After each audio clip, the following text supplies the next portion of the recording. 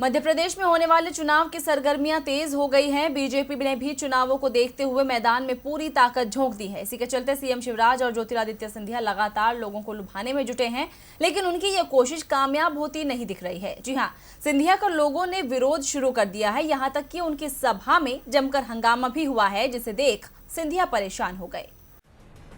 BJP मानती है कि सिंधिया को मैदान में उतारकर उसके प्रचार को रफ्तार मिलेगी। जनता सिंधिया को पसंद करेगी, लेकिन लोग तो उनका भाषण ही सुनना पसंद नहीं कर रहे हैं, जिसकी वजह से उन्हें बीच में ही अपनी बात रोकनी पड़ी। दरअसल शिवपुरी में सभा का आयोजन किया गया था। इस दौरान जैसे ही सिंधिया मंच पर चढ़े, ओबीसी कार्यकर्ताओं ने जोरदार हंगामा शुरू कर दिया। इस बीच सिंधिया ने अपना भाषण शुरू कर दिया था, लेकिन नारेबाजी बढ़ने के साथ ही उन्हें बीच में रोकना पड़ा। दरअसल ओबीसी के कार्यकर्ता 27% आरक्षण की मांग को लेकर नारेबाजी कर रहे थे। सिंधिया ने इस दौरान मौके की नजाकत को समझा और वे मंच से उतरकर भीड़ में पहुंच गए। उन्होंने ओबीसी कार्यकर्ताओं की बात सुनी और फिर उनसे ज्ञापन लेकर माहौल शांत किया।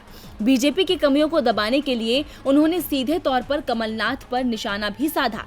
सिंधिया ने कहा कि हमारे विधायक गद्दार नहीं, गद्दार तो कांग्रेस के मुख्यमंत्री थे। अब भले ही सिंधिया ने खुद को घिरता देख कमलनाथ की बात शुरू कर दी, लेकिन इस नारेबाजी से साफ हो गया है कि लोग उनसे खुश नहीं हैं। ये विरोध चुनाव में भारी पड़ सकता है।